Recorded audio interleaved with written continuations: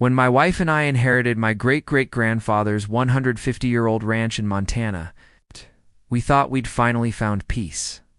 The land had been in our family since the frontier days, surrounded by pine trees, crystal-clear creeks, and rolling hills. It was our little sanctuary away from the chaos of modern life. But trouble arrived fast. Her name was Karen, HOA President Karen, to be exact. Despite our ranch being completely outside the HOA boundary, she insisted we follow their absurd community guidelines. First, she demanded we repaint our historic barn neutral beige. Then she mailed us a $5,000 fine for installing a windmill in our own land. But when I politely reminded her we were not part of her HOA and had legal documents to prove it, Karen went from annoying to downright dangerous. One morning, I noticed several camouflaged trucks parked just outside the tree line. I stepped out with my binoculars and spotted hunters creeping through my property. No permission, no notifications, just armed strangers on private land. I called the sheriff. But before he even arrived, I got a call from one of my temporary guests. What Karen didn't know was that for the last 2 weeks I'd been hosting a specialized FBI training unit.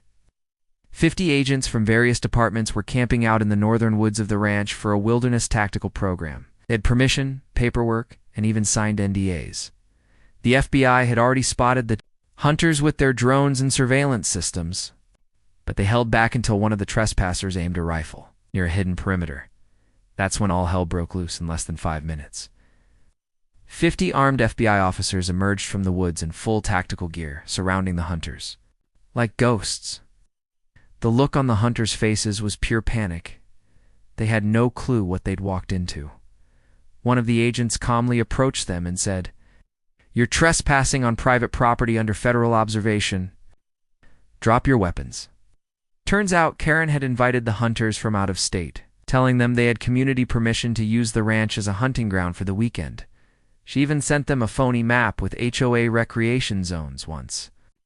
Detained, the hunters spilled everything in mails, texts, and even a voice message from Karen herself saying, "Don't worry, this land's basically abandoned anyway." Karen was arrested the next morning for criminal trespassing, conspiracy, and endangering federal officers. The HOA board quickly voted her out, and me.